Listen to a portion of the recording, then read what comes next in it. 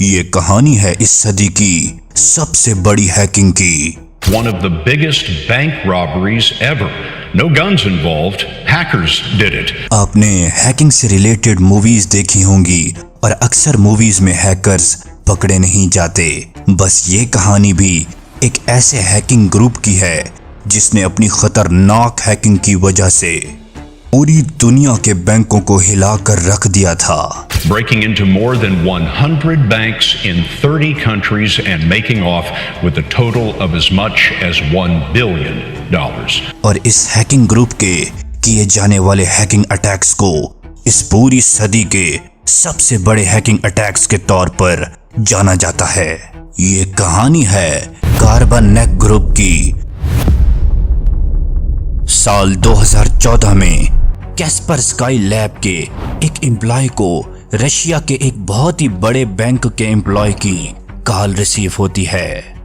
यहां मैं बताता चलूं, कैस्परस्काई लैब एक रशिया की बहुत ही top class cyber security company है। वो बैंक का एम्प्लॉय बताता है कि उसे लगता है कि उसका फोन हैक हो चुका है। इसके बाद कैस्परस्काई की पूरी टीम इन्वेस्टिगेशन शुरू कर देती है। यूं सारी इन्वेस्टिगेशन के दौरान कैस्परस्काई की टीम को एक बहुत ही इंपॉर्टेंट सीक्रेट के बारे में पता चलता है। वो राज कुछ यूं था कि उस बैंक का डोमेन कंट्रोलर बैंक का सेंसिटिव डेटा चाइना में मौजूद एक सर्वर को सेंड कर रहा है। डोमेन कंट्रोलर किसी भी बिजनेस का बहुत ही इंपॉर्टेंट सर्वर होता है जो कि बाकी सारे नेटवर्क के साथ कनेक्टेड होता है। अगर कोई हैकर इस डोमेन कंट्रोलर को बाईपास कर लेता है तो वो हैकर आसानी से उस बिजनेस के पूरे डेटा का एक्सेस हासिल कर सकता है। फिर उसके बाद कैस्पर लैब की पूरी टीम ने इस केस को मजीद एनालाइज किया तो उनको पता लगता है कि डोमेन कंट्रोलर को फिशिंग अटैक करके कॉम्प्रोमाइज किया गया था। अब यहाँ पर असल कहानी शुरू होगी। हुआ कुछ यूं था कि कुछ दिन पहले उस बैंक के एक एम्प्लॉय को फेक ईमेल रिसीव होती है। जब वो एम्प्लॉय उस ईमेल को ओपन करता है तो वो फाइल एक वर्ड फाइल होती है। जब वो एम्प्लॉय उस फाइल को ओपन करता है तो साथ ही उस फाइल के एक मैलिशियस फाइल भी ओपन हो जाती है जो कि एक्टिव हो जाती है और जिसकी कमांड्स खुद ब खुद एग्जीक्यूट होने लग जाती हैं। फिर यूं एक रिमोटली एक्सेस सॉफ्टवेयर जिसका नाम VNC होता है वो सिस्टम के अंदर खुद ब खुद इंस्टॉल हो जाता है। फिर इस तरह से उस एम्प्लॉय के सिस्टम का पूरा कंट्रोल हैकर्स के पास चला जाता है जो कि VNC सॉफ्टवेयर की मदद से अब उस एम्प्लॉय के सिस्टम को रिमोटली एक्सेस कर सकते हैं।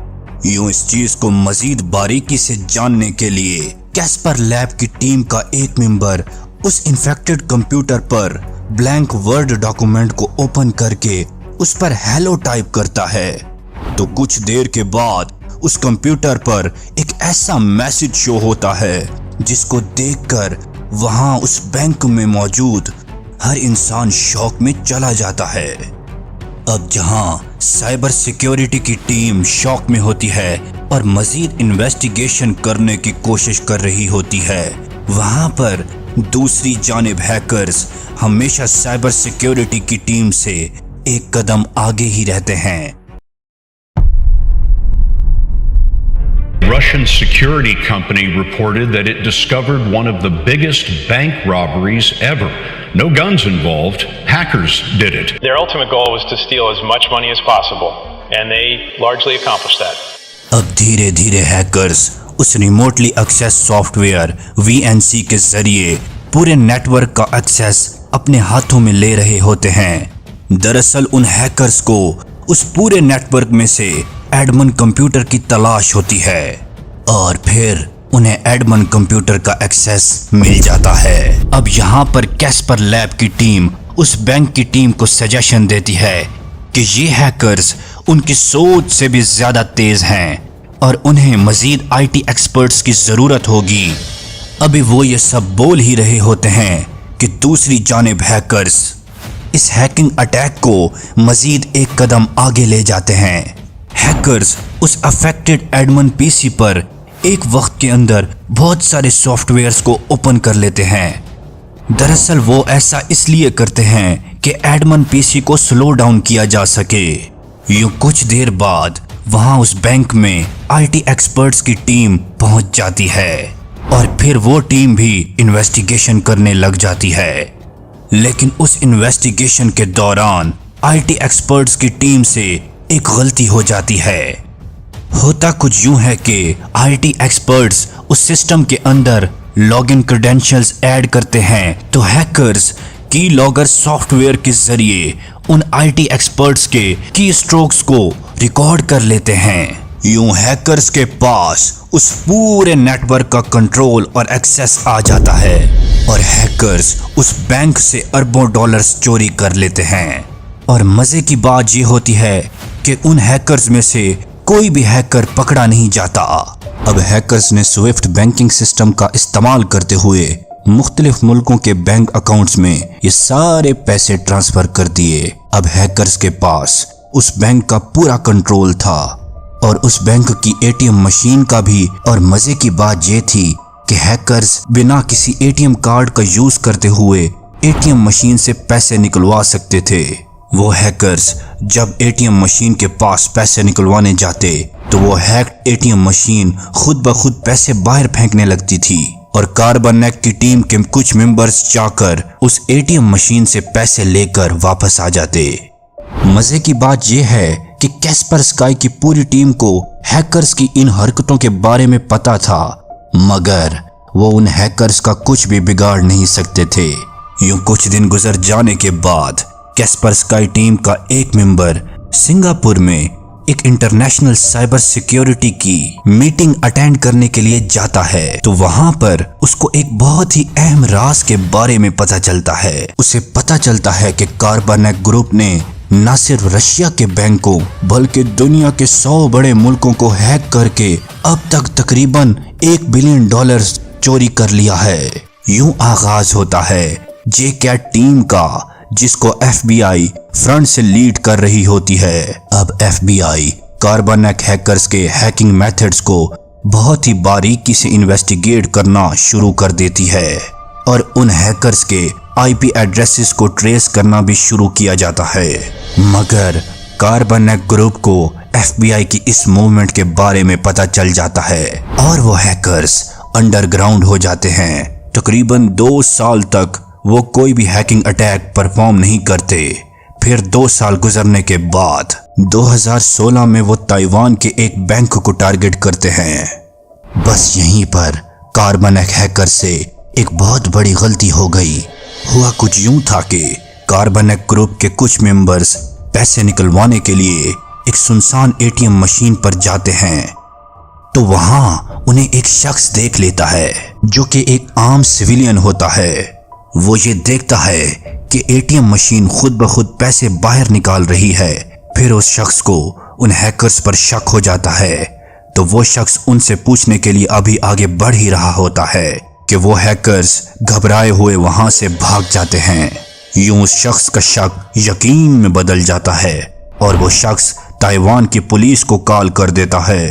और जब ताइवान की पुलिस इन्वेस्टिगेशन शुरू करती है तो उनको पता चलता है कि ये वही कार्बनैक ग्रुप है जो कि पूरी दुनिया के लिए सरदर्द बन चुका है।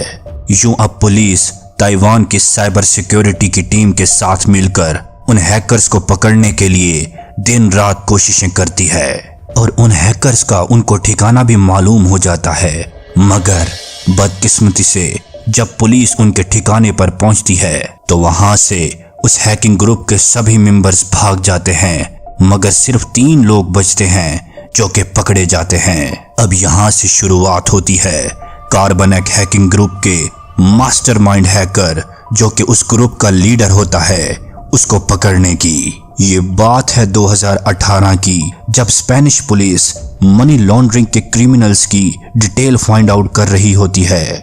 तब उसी वक्त उनको एक बहुत ही अहम राज के बारे में पता चलता है।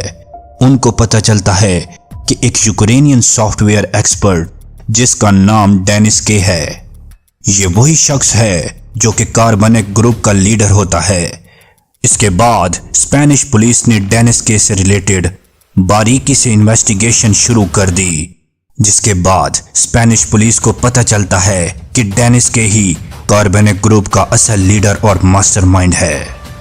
उनको ये भी पता चलता है कि डेनिस के वो शख्स है जिसके कॉन्टैक्ट्स रशियन माफिया और मोल्डोवान माफिया के साथ हैं, जो डेनिस को लोग प्रोवाइड करते थे ताकि वो सुनसान एटीएम से जाकर डेनिस के लिए पैसे निकलवा कर ला सकें। उनको ये भी पता लगता है कि डेनिस के रशियन माफिया के साथ मिलकर 2013 से साइबर अटैक्स परफॉर्म कर रहा है, जो 2018 में 3 साथियों समेत डेनिस के को अरेस्ट कर लिया जाता है। और फिर शुरू होता है इस कहानी का सबसे बड़ा सस्पेंस। जब पुलिस डेनिस के और उसके 3 साथियों से इन्वेस्टिगेशन करती है तो पुलिस को पता लगता है डेनिस के और उसके 3 साथी तो सिर्फ कठपुतलियां हैं। कार्बेनेक ग्रुप का लीडर तो कोई और है। डेनिस के और उसके 3 साथी कार्बेनेक ग्रुप के सिर्फ आम से ही मेंबर हैं। उस ग्रुप का असल लीडर तो कोई और है।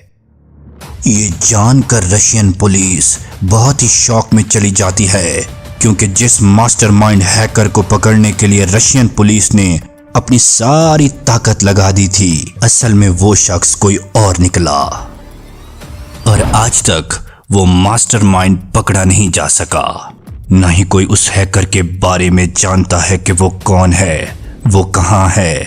एक्सपर्ट्स का कहना है कि कार्बेनेक ग्रुप ने अपना नाम अब चेंज कर लिया है और वो आज तक एक्टिव हैं, और शायद अब भी वो मास्टरमाइंड और उसका हैकिंग ग्रुप किसी बैंक को हैक करने में लगे हुए हैं।